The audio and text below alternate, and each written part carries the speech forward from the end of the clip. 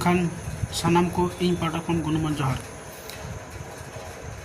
कয়েক दिन माड़ांग जहाँ supreme court को ऑर्डर उडोंग कना ओना दो हुई कना SC ST OBC को लगी द अड़ी मारांग झटका खबर। उनको जहाँ रिजर्वेशन मेना ओना रिजर्वेशन मध्य उनको दो आको सुविधा को लाभ दाड़ा लाभ ना सुजोग सुविधा को हता दाड़ा।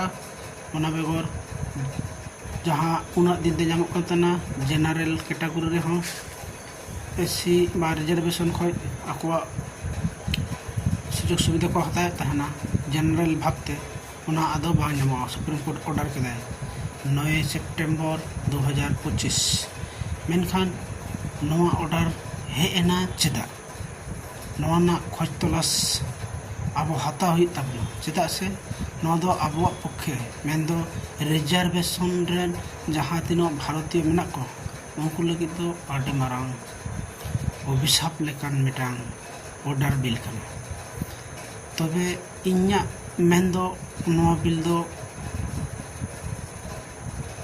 मिद प्रकार दो रिजर्वेशन हल को लगी तो आड़ी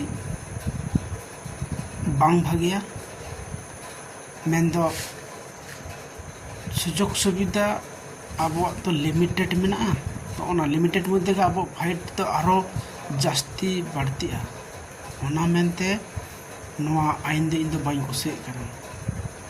मा एनखान नवा आईन फॉलो तबन पे सुप्रीम कोर्ट ना ऑर्डर हो नेल तबन पे और आरो मेटा मोसती कथानी एडा जे अब बन अदल बदल कना ओकोय ST कोय OBC कना ओकोय SC कोय ST कना ओकोय OBC कोय ST कना नवा को जेमन आलो हुई तबन नवा हो आबो बे नेल हुई तबना।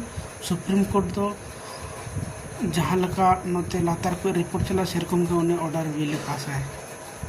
एनखान नवा को दिशा तबन पे और नौका भावते अब भारतीय नागरिक हिसाब से तहनी तबना एवं भारत ना जहाँ संवैधानिक जहाँ ऑल बेल कते गोटा को रिकमेंडेड कना बाबा साहेब भीमराव रामजी अम्बेडकर गलो सपोर्टते उनके अब रिजर्वेशन एम बना रिजर्वेशन हम बाबन नाम गया चिकाते बन रफा दहया अब संवैधानिक अधिकार ओना लगे जतो बन गलमा।